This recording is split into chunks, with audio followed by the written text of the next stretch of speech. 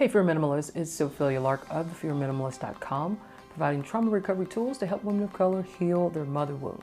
So if you've ever wondered if your mom is toxic, this video is going to help you recognize the signs and develop ways that you can overcome her toxicity once and for all. For the best trauma recovery tips, tools, and strategies, be sure to hit that subscribe button and click that notification bell so that you'll be the first to know when I upload new content every single week. All right, thank you guys for joining me today. If this is your first time here, I am a survivor of mother wound trauma, a licensed professional counselor, a certified clinical trauma professional, helping women of color heal their mother wound trauma and build resilience. So how do you know your mom is toxic? Well, there is really no ideal, avatar of a toxic mom, but there are some common signs that can alert you to what a toxic mother could potentially look like. One of the signs is the controlling nature of your mother. A very controlling mother would typically show signs of wanting to know everything about your business, the daily decisions that you're making. What college are you going to? Why are you going there? Who are you going to marry? Why are you going to marry him? I don't like him. I don't want you to marry this person. Or just really bent on telling you what and when and how to do things in your life. And if you ever push back on that, then you really start to see the monster come out, where there are threats and gaslighting, things to make you feel that she's going to cut you off, never speak to you again. And that is typically how you can tell if your mother is controlling. That's one of the signs. Another sign is self-centeredness. Now, this is when your mother is either unaware or she just doesn't care about your needs and your feelings because she is so engrossed in her own stuff. So whatever she does, whatever she says, whatever she communicates to you, it's going to be in the vein of getting you to play a role in meeting her needs. So this is the mother that typically is emotionally unavailable. So if you have something that you want to come to her about, or you may not even feel comfortable, but if you even drum up the courage to approach her about a very intimate, sensitive issue, it may be met with, at best, a lukewarm response because she really doesn't have time for you. It's all about her. Another sign of a toxic mom is that she's always critical, overly critical, even sometimes. And so this is the mom who is always looking for something to criticize you for. And if she doesn't find it, she might pick a fight with you to see what she can discover. And if she can't find anything then she'll just ignore you. She won't even acknowledge your accomplishments.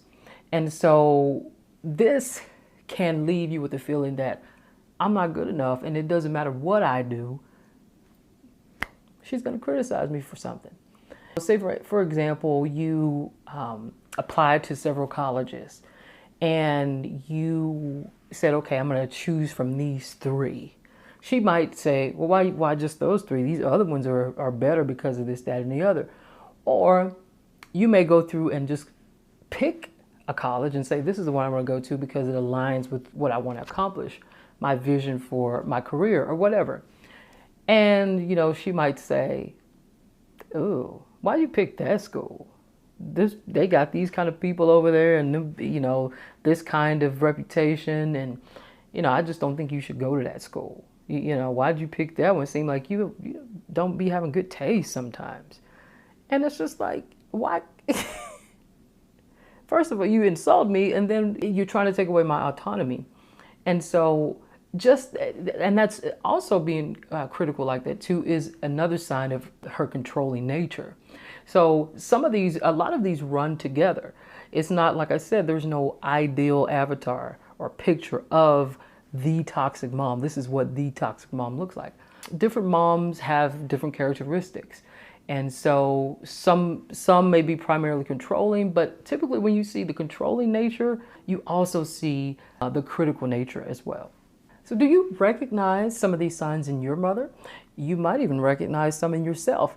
If so, let me know in the comments below.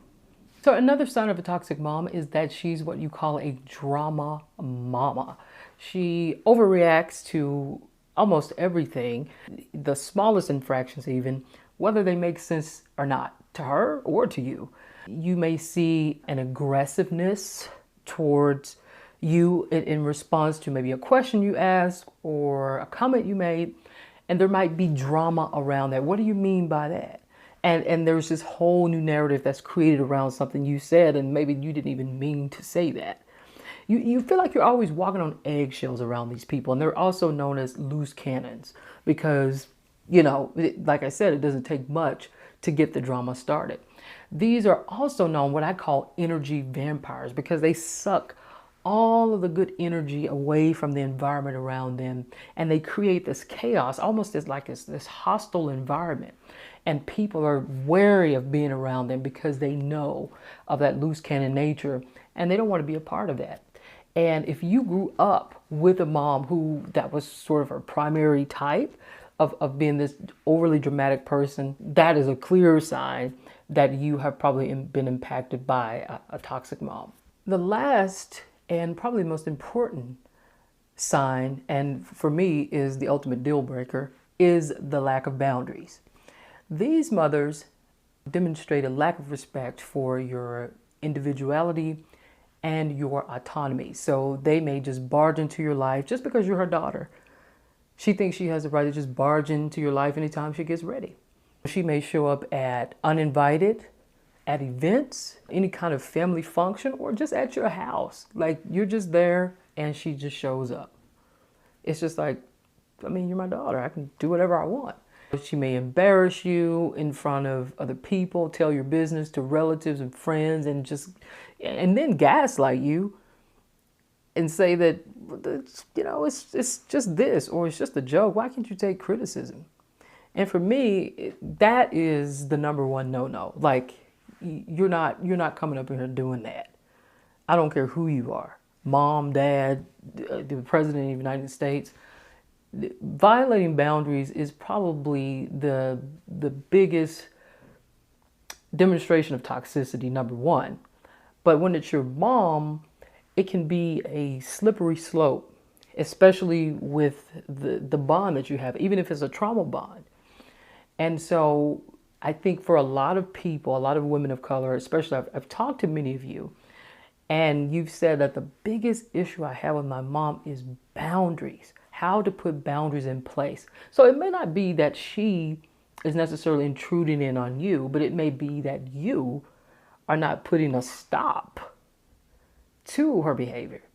So it's not so much about what she's doing as much as about what you're doing to make sure she doesn't do that anymore. Well, how do you overcome your mother's toxic behavior once and for all? Well, the first thing you're going to have to do is to revamp your mindset and get into the depths of that inner child in terms of healing. Because what is most wounded and vulnerable is those aspects of yourself that never had the opportunity to develop. And so you're going to have to work with a support person. It could be a mentor, a coach, a therapist, an accountability partner, anybody who has a healthy, secure attachment, who has done the work and know how to be in relation to you in terms of helping you heal.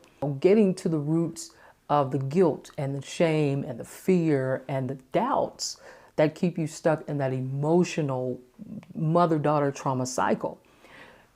Getting out of that web is going to be the goal, and that's going to take you healing that inner child and revamping the mindset, the narratives around that, and acknowledging that it's not my fault. It's not my fault that my mom can't validate me, or she can't accept me for who I am, or she can't give me the love that I need. That's not my fault.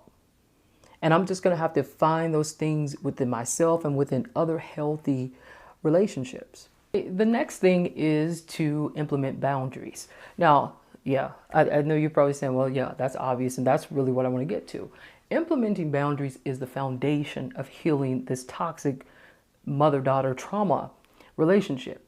So to get out of that emotional cycle, you have to implement boundaries, which gets you into this mode of being and doing so that you can be the autonomous person that you need to be for your own life and not have somebody else dictate that. So, and I know for a lot of you, this is probably where you struggle. Like I said, I've talked to you about this. And because of this love-hate sort of bond that you have with your mom, because on the one hand, you see that, she brings a lot of good things to the table. Everything about her is not bad. But then on the other hand, you see that every time I'm around this woman, I get triggered into some negative energy and feelings that it takes me weeks to get over. And so you're going to have to stop torturing yourself and learn to set some solid boundaries. One of the ways to do this is to just demand to be respected, be treated with respect. And if she can't do that, then you need to remove her from your presence or remove yourself from her presence. Also, you need to prioritize your needs and your family's needs above hers. She doesn't come first anymore. It's you and your family. She's had her time, and this is not it. Also, limit your time, the amount of time that you spend with her. And especially, this is kind of on a spectrum. So if you still have a sort of cordial relationship with your mom, but, it's not very satisfying for you, then you can say, I'll see her once a month for a couple of hours and that's it. Or if there's extreme disrespect and abuse in the relationship, then I have no problem recommending that you go no contact. Lots of women have done that. And so you'll have to decide how you want to limit your time with your mom. But that is essential for being able to take control of your life and to move her out of the picture where she belongs. Another way that you can overcome your mom's toxic behavior is don't take responsibility for her problems. Yeah, she probably has her own mother wound and she needs to heal her own inner child, but that's her work to do, not yours. Focus on you. Focus on your healing. Choose you. Because after all, you're the only one that you can control. If there is something that she needs to do, then she's going to have to figure out how to get that help for herself. Her problems are not yours to solve. And you have to make that commitment.